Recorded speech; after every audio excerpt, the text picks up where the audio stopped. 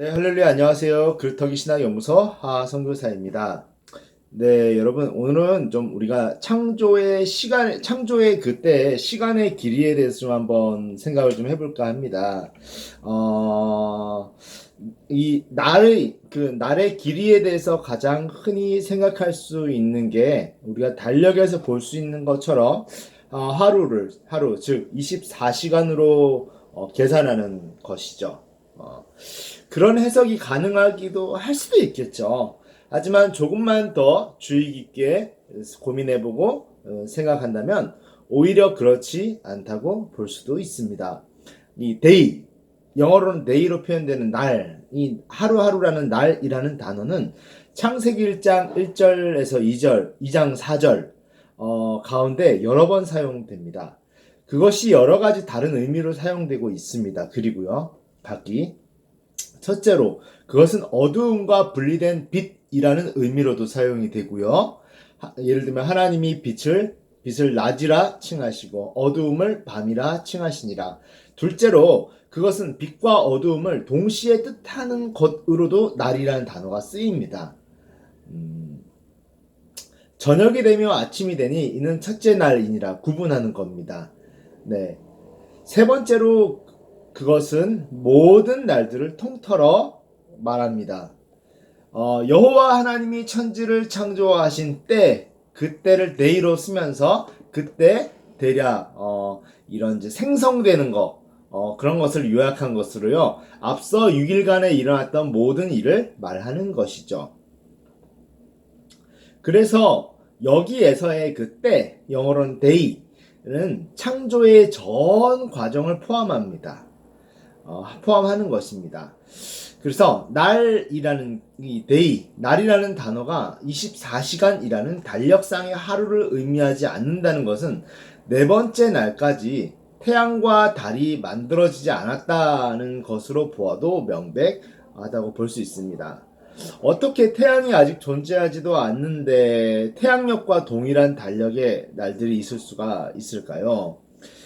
끝으로 신약의 말씀을 살펴볼 때 주께서는 하루가 천년 같고 천년이 하루 같음을 알 수 있습니다. 베드로후서 3장 8절이죠. 위의 증거로부터 날, 이 day라는 이것은 짧든지 길든지 간에 하나님이 어떤 일을 성취하신 특정한 기간을 나타낸다고 볼 수 있습니다. 6일 동안에 일어난 많은 일들을 고려해 볼 때 이 이론이 가장 타당성이 있는 것이죠.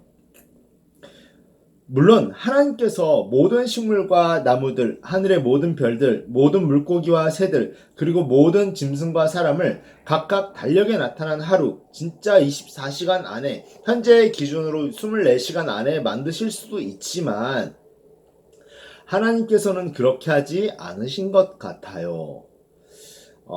그렇게 하지 않으신 것 같습니다. 또한 하나님은 모든 것을 대체로 오랜 기간을 두고 서서히 이루어 가신다는 것을 생각해 볼 때 그것은 하나님에게 잘 맞지 않는 이론입니다. 그러므로 성경의 그 내적 증거로 조명해 볼 때 가장 적절한 해석은 창조의 유기를 어떤 기간이나 시대와 같은 것으로 보는 것도 괜찮을 수 있겠죠.